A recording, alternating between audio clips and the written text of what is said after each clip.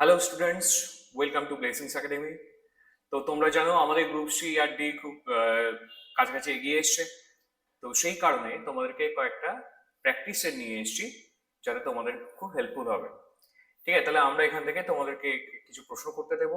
আচ্ছা, প্রশ্নটা তোমরা একটা কাজ করবে, প্রথমে দেখবে, পজ করবে, নিজেরা ট্রাই করবে এবং তারপরে আমার সলিউশনটা দেখবে। ঠিক আছে, চলো শুরু করা যাক। তাহলে প্রথম প্রশ্ন আমাদের বলেছে দুটি সংখ্যার গুণফল হচ্ছে 2160 এবং তাদের গসাগু হচ্ছে 6, তবে সংখ্যা দুটির গসাগু ও লসাগুর অনুপাত কত হবে? আচ্ছা দেখো, ছোটবেলা থেকে আমরা একটা ফর্মুলা শিখে এসেছি, সেটা হচ্ছে যে কোনো দুটি সংখ্যার ক্ষেত্রে গসাগু ইন্টু লসাগু, গসাগু ইন্টু লসাগু ইকুয়াল টু হচ্ছে সংখ্যা দুটির গুণফল।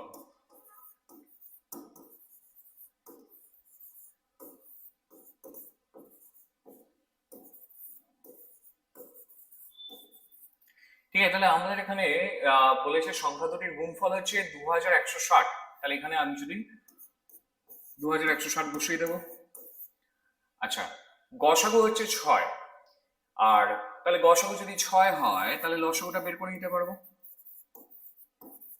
আমি যদি ক্যালকুলেশন করি, 6 দিয়ে এটা ভাগ চলে যাবে, তাহলে 6 দিয়ে গেলে 6 36 216, তাহলে লসাগু আমাদের হয়ে গেল 360। না, আমাদের চেয়েছে কি, আমাদের চেয়েছে দুটোর অনুপাত কত। ঠিক আছে, তাহলে গসাগু আর লসাগুর অনুপাত চেয়েছে আমাদেরকে HCF is to LCM। আচ্ছা, HCF আমাদের কত হচ্ছে? না, HCF টা হচ্ছে 6 আর LCM টা হচ্ছে 360। তার মানে সঠিক অ্যান্সার হচ্ছে 6 কে 6 আর 6 6 36, মানে 1:60 তোমার অ্যান্সার হয়ে গেল। ঠিক আছে, ক্লিয়ার? তাহলে এই প্রশ্নটা কিন্তু আমাদের প্রচুর রিপিট হয়, তাহলে তোমাদের এটা মাথায় রাখতে হবে যে গসাগু ইন্টু লসাগু ইকুয়াল টু হচ্ছে সংখ্যা দ্বয়ের গুণফল। নেক্সট। নেক্সট প্রশ্ন হচ্ছে আমাদের বয়সের উপর একটা প্রশ্ন দিয়েছে। কি বলেছে দেখো, যে পিতা ও পুত্রের বর্তমান বয়সের সমষ্টি হচ্ছে 100 বছর। 5 বছর পূর্বে তাদের বয়সের অনুপাত ছিল হচ্ছে 2:1, তাহলে 10 বছর পরে তাদের বয়স কত হবে? ঠিক আছে, এটাকে আমরা দুভাবে করতে পারি, একটা হচ্ছে এক্স ধরে করতে পারি, আর একটা হচ্ছে এক্স ছাড়া। ঠিক আছে, তাহলে আমরা এখানে এক্স ছাড়াই দেখি।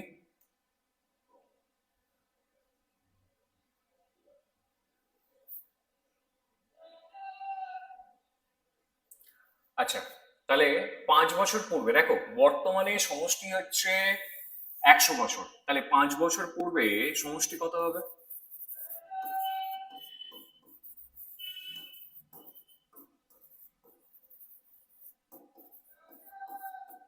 100 থেকে কম হবে। আচ্ছা, না, 5 বছর আগে যেহেতু আমাকে বলেছে, তাহলে পিতার বয়সও 5 কমবে, আবার পুত্রের বয়সও 5 কমবে, তার মানে টোটাল তোমার কমছে হচ্ছে 10 বছর। তাহলে 10 কমলে তোমার এখানে হচ্ছে 90 বছর। নাও, 5 বছর আগে ওদের অনুপাত ছিল হচ্ছে 2:1। ঠিক আছে, তাহলে 2:1 অনুপাতে যদি আমি 90 কে ডিভাইড করি, তাহলে প্রত্যেকের 5 বছর আগে কত বয়স ছিল সেটা আমরা কিন্তু বের করে নিতে পারবো। অর্থাৎ 5 বছর পূর্বে পিতার বয়স ছিল, আচ্ছা, পিতা হচ্ছে তোমার 2/3 ইন্টু 90, 3 দিয়ে গেলে 30, 30 গুণে হচ্ছে 60। তাহলে 5 বছর আগে ছেলের বয়স কত ছিল? তুমি 90 থেকে 60 বিয়োগ করে করতে পারো, বা 1/3 ইন্টু 90 লিখতে পারো, সেটা হচ্ছে 30 বছর। ঠিক আছে, আমাদের চেয়েছেটা কি? আমাদের চেয়েছে যে 10 বছর পরে তাদের বয়স কত হবে। আচ্ছা, আমি যে বয়সগুলো বের করলাম সেগুলো 5 বছর আগেকার বয়স, তাহলে 5 বছর আগে থেকে আমাকে ফার্স্টে বর্তমানে আসতে হবে, তারপরে আরো 10 বছর যেতে হবে। তাহলে 5 বছর আগে থেকে বর্তমানে আসতে গেলে আমাকে 5 যোগ করতে হবে এবং তার সাথে 10 বছর পরে মানে আরো 10 যোগ করতে হবে, অর্থাৎ টোটাল তোমাকে 15 যোগ করতে হবে। ঠিক আছে, তাহলে 10 বছর পরে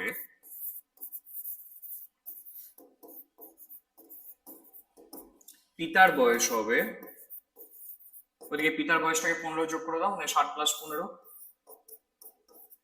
75 বছর। আর পুত্রের বয়স হবে 30 প্লাস 15 মানে হচ্ছে 45 বছর। ঠিক আছে, তার মানে 75,45 অপশন বি হচ্ছে আমাদের উত্তর। ঠিক আছে, বোঝা গেল? নেক্সট। আচ্ছা, পরের প্রশ্ন আমাদের অ্যাভারেজের উপর দিয়েছে, যে পরপর 7টি সংখ্যার গড় হচ্ছে 20, তাহলে বৃহত্তম সংখ্যাটি কত হবে? না দেখো, তোমরা যদি এক্স ধরে করো তাহলে এক্স ধরে কিভাবে করতে পারো, যে প্রথম সংখ্যাটি হচ্ছে এক্স, তারপরে সংখ্যাটা হচ্ছে এক্স প্লাস ওয়ান, তারপরটা হচ্ছে এক্স প্লাস টু। তাহলে এইভাবে আমরা সবকটাকে যোগ করতে পারি, তাই তো? যে প্রথম সংখ্যাটা হচ্ছে এক্স,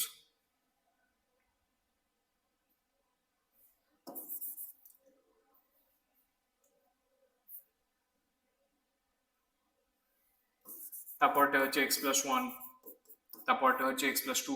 কিন্তু এইভাবে আমাদের 7 অব্দি যেতে হবে, মানে এক্স প্লাস 6 অব্দি যেতে হবে, এবং সবকটা ইকুয়াল টু 20 ইন্টু 7 করতে হবে, মানে 140। তাহলে সেইখান থেকে আমরা এক্সটাকে সলিউশন করতে পারি, কিন্তু আমরা এক্স ধরে করবো না, আমরা অন্য মেথড অ্যাপ্লাই করব।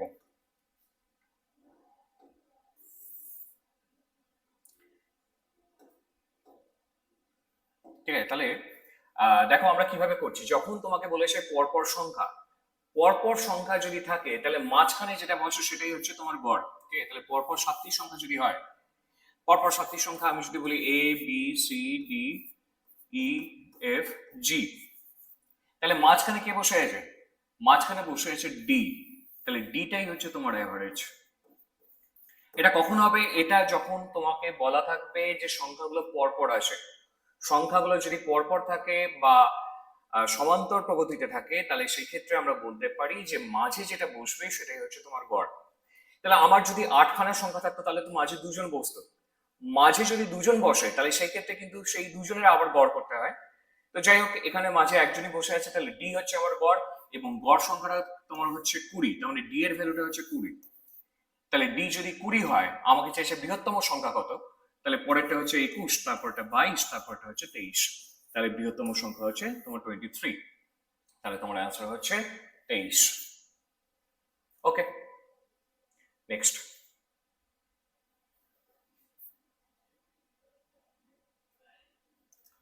আচ্ছা, এবারে বলেছে আমাদের আবার দশকের উপর একটা প্রশ্ন দিয়েছে যে 3টি সংখ্যার অনুপাত হচ্ছে 1:2:3 এবং তাদের গসগ হচ্ছে 12, তাহলে সংখ্যাটি বৃহত্তম সংখ্যাটি কত? ঠিক আছে, এইটা আমাদের প্রশ্ন। তাহলে সংখ্যাগুলোর অনুপাত যদি এটা হয়, তাহলে সংখ্যাগুলোকে আমরা ধরতে পারি একটা হচ্ছে এক্স, একটা 2x, আর একটা হচ্ছে 3x। আচ্ছা, তাহলে এদের গসগ কত হবে? গসগ মানে হচ্ছে তিনজনের মধ্যে যেটা কমন আছে সেটাই হচ্ছে গসগ। তিনজনের মধ্যে কমন অংশটা হচ্ছে এক্স। ঠিক আছে, তাহলে এক্স হচ্ছে ওদের গসগ, এবং তার ভ্যালুটা হচ্ছে আমাদের বলে দিয়েছে 12।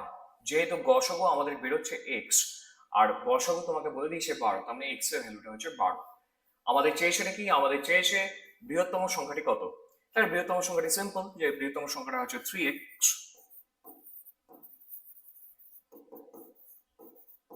মানে 3 ইন্টু 12, মানে আনসারটা হয়ে গেল 36। অর্থাৎ অপশন বি হচ্ছে তোমার উত্তর। বোঝা গেল? তবে তুমি এখানে চাইলে এক্সটাকে নাও ধরতে পারো।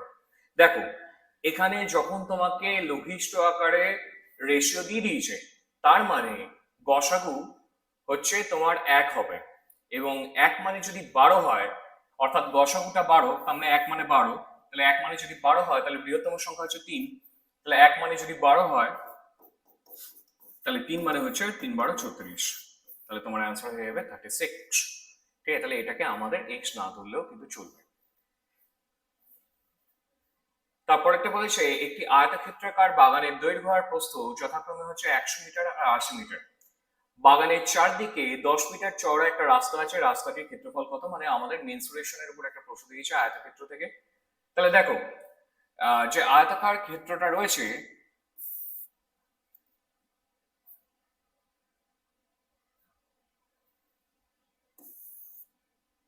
যে আয়তক্ষেত্রটি আমাদের রয়েছে,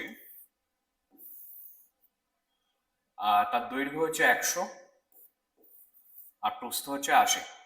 ঠিক, ভিতরের দিকে লিখি,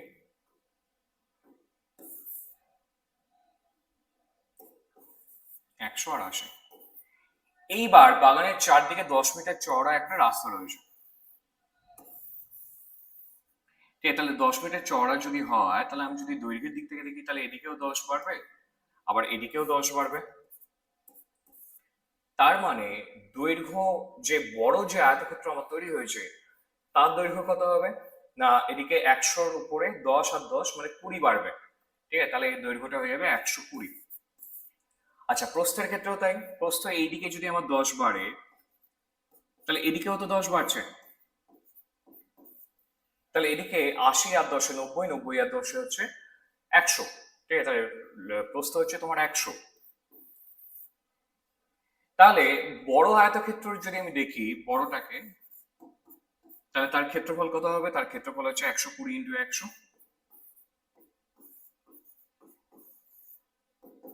মানে হচ্ছে 12,000। আচ্ছা, ছোটটাকে যদি আমি দেখি, তাহলে ছোটটা হচ্ছে তোমার 80 আর 100,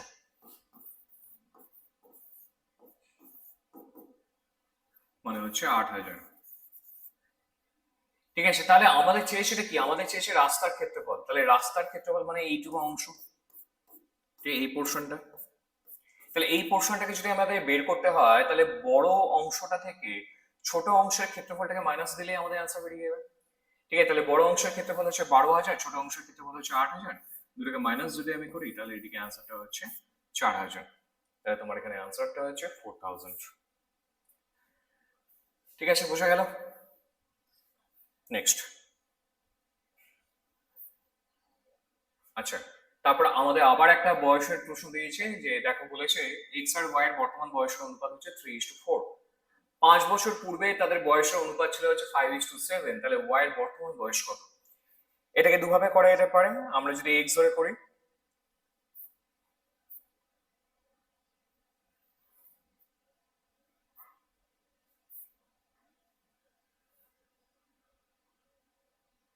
যদি আমরা এক্স ধরে করি, তাহলে বর্তমান বয়সের অনুপাত হচ্ছে 3:4, তাই তো? তাহলে আমি যদি বর্তমানটাকে দেখি, তাহলে বর্তমানে এক্স এর বয়স হচ্ছে 3x আর ওয়াই হচ্ছে 4x। না, 5 বছর আগে, ঠিক আছে, তাহলে 5 বছর আগে ওদের বয়সগুলো কত ছিল? 5 বছর পূর্বে ওদের বয়স ছিল 3x-5, আর ওয়াই এর ক্ষেত্রে ছিল 4x-5। ঠিক আছে, তাহলে আমাদের 5 বছর আগে ওদের বয়সের অনুপাত ছিল হচ্ছে 5:7। অর্থাৎ এই দুজনের যে অনুপাত, সেটা হচ্ছে 5/7।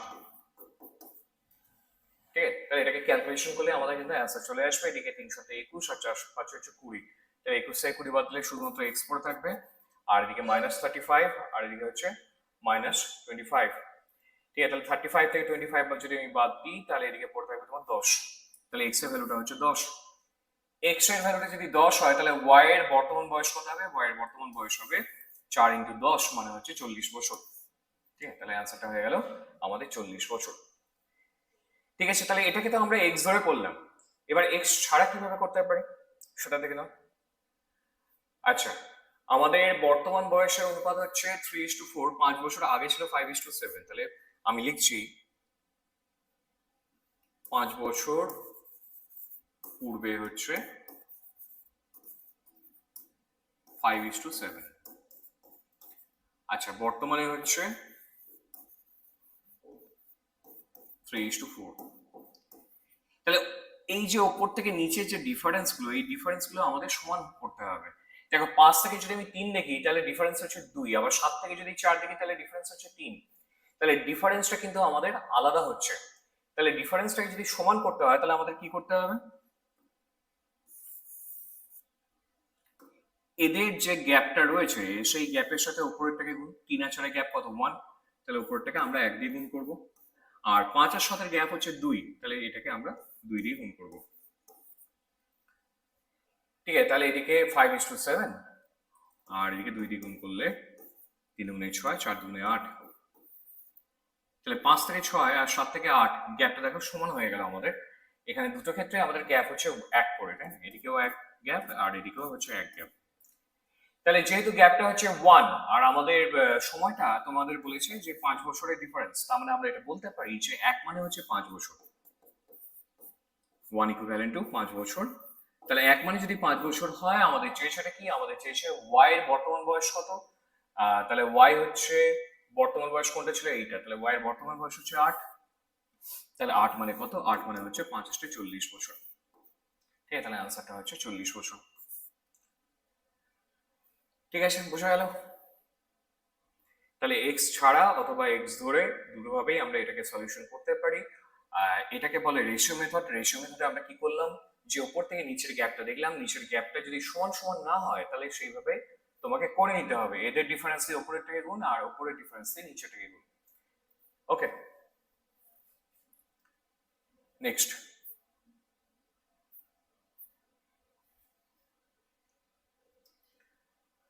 দুই অঙ্কের একটি সংখ্যার অঙ্কদ্বয়ের যোগফল হচ্ছে 8।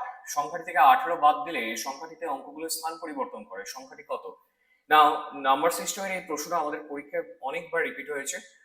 তো এই ধরনের প্রশ্ন যখন থাকবে, তুমি কি করবে, তোমাকে বেশি কিছু করার দরকার নেই, তুমি জাস্ট অপশনগুলোতে ট্রায়াল করবে। ঠিক আছে, ধরি আমি সংখ্যাটি হচ্ছে 53, যদি আমি 53 ধরে নিই, তাহলে সব কটাকে যোগ করলে 8। আচ্ছা, 5 আর 3 যোগ করলে 8, 4 4 8, 3 5 8, 6 2 8, মানে চারটে অপশনের সমস্ত অঙ্কই যোগ করলে আমাদের কিন্তু 8 চলে আসছে। তাহলে এইটা আমাদের খুব একটা কাজে লাগলো না। এইবার আমাদের বলেছে যে সংখ্যাটি থেকে যদি আমি 18 বাদ দিই, ঠিক আছে, তাহলে 18 বাদ দিয়ে দেখো যে অঙ্কগুলো স্থান পরিবর্তন করে কিনা। স্থান পরিবর্তন করার অর্থ হচ্ছে যে সংখ্যাটি পুরোপুরি উল্টো হবে। মানে যদি আমি বলি যে সংখ্যাটা হচ্ছে 12, তাহলে 12 উল্টো কি হবে, 21। ঠিক আছে, যদি বলি 13, 13 উল্টো কি হবে, 31। তো এইরকম। ঠিক আছে, তাহলে 53 থেকে যদি আমি 18 বাদ দিই, তাহলে এদিকে 5, একটা 2 হলো 3। তাহলে প্রথম অপশনেই কিন্তু আমাদের অ্যান্সার হয়ে গেল, কারণ 53 উল্টো দেখো 35 হচ্ছে, ঠিক আছে। তাহলে এই দুটো হচ্ছে অপোজিট, তার মানে ডেফিনেটলি আমাদের অ্যান্সারটা হচ্ছে 53। ওকে, তাহলে আমাদের বাকি অপশনগুলো আর চেক করার প্রয়োজন পড়লো না, অ্যান্সারটা হয়ে গেল 35, সরি 53। আচ্ছা, এবার আমাদের বলেছে যে বড় থেকে ছোট সাজাতে হবে। নাও, সংখ্যাগুলো কি কি আছে দেখো, 7 11, 16 20 আর 21/22। আচ্ছা, হটটাকে খেয়াল করো, আমাদের এখানে আছে 11 আর এখানে আছে 22। ঠিক আছে, তাহলে 11কে 2 দিয়ে গুণ করলে 22 হয়, তাই না? তাহলে আমি এই দুটোকে খুব ইজিলি কম্পেয়ার করতে পারবো, যে একটা রয়েছে 7 11 আর একটা হচ্ছে 21/22। তাহলে 7 11কে যদি আমি উপর নিচে 2 দিয়ে গুণ করি, তাহলে সংখ্যাটা আমার হয়ে যাবে 14/22। নিচের ভ্যালুটা যখন আমার সমান হয়ে গেল, তাহলে আমি খুব ইজিলি বলতে পারছি যে কোনটা ছোট আর কোনটা বড়, তাই না? এদিকে নিচের ভ্যালুটা 22 আর উপরে এদিকে 14 আর 21, তাহলে 14 আর 21-এর মধ্যে 21 হচ্ছে বড়। তাহলে এই দুজনের মধ্যে 7 11 আর 21 22-এর মধ্যে বড় হচ্ছে 21/22, এবং তারপরে আমাদের 7/11 আসবে। তাহলে কোন অপশনে আছে দেখে নাও। প্রথম অপশনে 7/11 আগে রয়েছে, বড় থেকে ছোট সাজাতে বলেছে, বড়টা আগে থাকবে। তাহলে 21/22 কিন্তু 7/11 আগে থাকবে। ঠিক আছে, তার মানে ফার্স্ট দুটো অপশন কিন্তু আমাদের হলো না। সি আর ডি হতে পারে, যেখানে 21 আর 22 হচ্ছে 7 11 থেকে বড় হিসেবে দেখানো হয়েছে। তাহলে আমাদের আরেকটা কম্পেয়ার করতে হবে যে 7 11 আর 16/20 এই দুজনের মধ্যে কে বড়। ঠিক আছে, তাহলে আমাদের দুটো সংখ্যা পড়ে রইল, 7/11 আর একটা হচ্ছে 16/20। এটাকে আমরা চেক করব কি করে? দেখো, চেক করার একটা ভালো মেথড আছে, সেটা হচ্ছে ক্রিস ক্রস সিস্টেম। অর্থাৎ আমি যদি এইভাবে গুণ করি, ফার্স্টে এটাকে গুণ করি, ফার্স্টে এটাকেই গুণ করবে, ঠিক আছে, এই দিকটা পরে গুণ করবে। আচ্ছা, 20 এর সাথে গুণ করলে কত হচ্ছে, 140। 11 আর 16কে যদি আমি গুণ করি তাহলে হবে 176। তাহলে এই দুজনের মধ্যে বড় কে? দুজনের মধ্যে বড় হচ্ছে 176। ঠিক আছে, তাহলে 7 11 আর 16/20-এর মধ্যে বড় হচ্ছে 16/20। ঠিক আছে, তাহলে 7 11 থেকেও বড় হচ্ছে 16/20, তাহলে 7 11 সব থেকে ছোট। তাহলে সেই হিসেবে আমাদের আনসারটা হচ্ছে অপশন ডি, 21/22 হচ্ছে সব থেকে বড়, 7/11 সব থেকে ছোট, আর 16/20 হচ্ছে মাঝখানে থাকবে। অপশন অনুসারে আমাদের আর 21/22 আর 16/20-এর মধ্যে চেক করার দরকার পড়ছে না, কারণ দুটো অপশনে সব থেকে বড় হচ্ছে 21/22। ঠিক আছে, তাহলে ক্রিস ক্রস সিস্টেমটা আমাদের বোঝা গেল যে যখনই আমাদের এরকম ভগ্নাংশের সংখ্যা দেওয়া থাকবে, আমরা কিন্তু ক্রিস ক্রস করে নির্ণয় করতে পারি যে কোনটা বড় এবং কোনটা ছোট। নেক্সট। আচ্ছা, আমাদের বলেছে যে 216 এর কিউব রুট কত হবে। নাও যাদের কিউব অব্দি মুখস্থ আছে তারা খুব ইজিলি অ্যান্সারটা বলে দিতে পারবে যে আমরা জানি 5 এর কিউব হচ্ছে 125 আর 6 এর কিউব হচ্ছে 216। তাহলে 6 এর কিউব যদি 216 হয় তাহলে সেই হিসেবে অ্যান্সারটা সিম্পল, যে 6 অ্যান্সার হবে। যদি মুখস্থ তোমার না থাকে তাহলে তোমাকে কি করতে হবে, বা বড় সংখ্যা যদি দেয় তাহলে তোমাকে ভেঙে ভেঙে দেখতে হবে। যে আমি যদি একদম স্মল সংখ্যা থেকে শুরু করি তাহলে 2 কে 2, 0 8 2 16, 2 দিয়ে 5 2 10, 4 2 8, 2 দিয়ে 27 2 54 আর 27 মানে 3 টে 3। ঠিক আছে, এবার যখন তুমি কিউব রুট করছো প্রত্যেকটা স্কোয়ার রুট যখন আমরা করি তখন প্রত্যেকটি মানে দুটো রিপিটেশনের জন্য আমরা একবার নিই। এখানে 3টে রিপিটেশনের জন্য তোমাকে একবার নিতে হবে। দেখো 2 যদি আমি দেখি তাহলে 2 আছে 3টে, তার মানে একবার লিখবো। 3 আছে কটা? 3টে, মানে একবার লিখবো। তাহলে 3 দুগুণে গুণ করলে তোমার অ্যান্সারটা হয়ে গেল 6।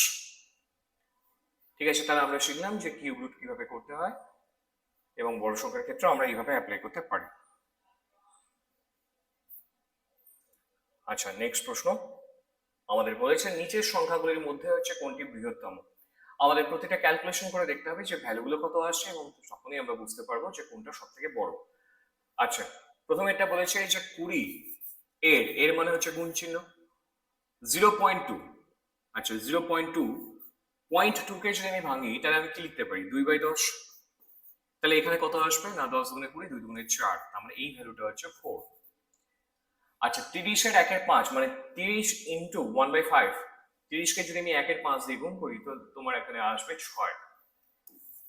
200 এর 2/5, তাহলে 5 দিয়ে গেলে হচ্ছে 40, 40 গুণে হচ্ছে 80। আর 50 এর 50%, যে কোনো কিছু 50% মানে হচ্ছে তুমি অর্ধেক করে দিতে পারো। তাহলে 50 এর 50% মানে 50 এর অর্ধেক, অর্থাৎ 25। তাহলে এইগুলোর মধ্যে সব থেকে বড় কোনটা? এইগুলোর মধ্যে সব থেকে বড় হচ্ছে তোমার 80। তাহলে সেই হিসেবে তোমার এখানে আনসারটা হচ্ছে অপশন সি। ওকে, নেক্সট। ঠিক আছে, তাহলে এটা ট্রাই করো। একটি নির্দিষ্ট মূল্যের টাকা সরল সুদে 5 বছরে যদি 3 গুণ হয় তাহলে বার্ষিক শতকরা সুদের হার কত হবে? ঠিক আছে, এটাকে তোমরা একবার ট্রাই করে দেখো।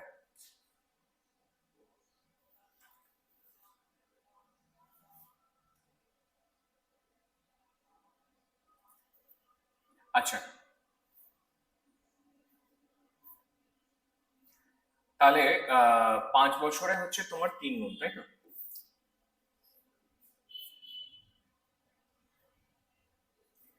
তাহলে ধরে নাও তুমি 1 টাকা খাটিয়েছো। ঠিক আছে, তাহলে 1 টাকা তুমি যদি খাটাও তাহলে 5 বছরে কত হবে? 3 টাকা হবে। ঠিক আছে, তুমি খাটিয়েছো 1 টাকা, তাহলে তোমার প্রিন্সিপালটা হচ্ছে 1 টাকা। ঠিক আছে, 5 বছর পরে গিয়ে সেটা 3 গুণ হলো, অর্থাৎ 3 টাকা হয়ে গেল। মানে অ্যামাউন্ট আফটার 5 ইয়ার্স সেটা হয়ে গেল 3 টাকা। তাহলে তুমি এক্সট্রা হাতে কত পাচ্ছ না? 3 থেকে 1 টাকা বাদ দিলে তুমি 1 টাকা খাটিয়েছিলে, তুমি 3 টাকা পেলে। তাহলে এক্সট্রা কত পেলে না? 2 টাকা তুমি এক্সট্রা পেলে। তাহলে এসআইটা হচ্ছে 2 টাকা। টাইমটা আমাদের দেওয়া আছে 5 বছর, আর রেটটা দেওয়া আছে, না রেটটা বের করতে হবে। ঠিক আছে, তাহলে একদম সিম্পল ফর্মুলা ফেলে দাও। যা আমরা জানি যে এসআই ইকুয়াল টু হচ্ছে PTR/100। তাহলে এসআই হচ্ছে তোমার কত না? এসআই হচ্ছে 2 টাকা, প্রিন্সিপাল হচ্ছে 1 টাকা, সময় আমাদের হচ্ছে 5 বছর, আর রেটটা আমাদের বের করতে হবে। তাহলে 5 20 100, 20 দুগুণে 40, মানে আর ইকুয়াল টু হচ্ছে 40%। ঠিক আছে, তাহলে আমাদের অ্যান্সারটা চলে এলো 40%। ঠিক আছে, আজকে পর্যন্ত এটাই আমাদের শেষ প্রশ্ন। ঠিক আছে, তাহলে আমাদের এরকম আরো প্র্যাকটিসের দেখতে আমাদের চ্যানেলে চোখ রাখো। চলো, টাটা, গুড বাই।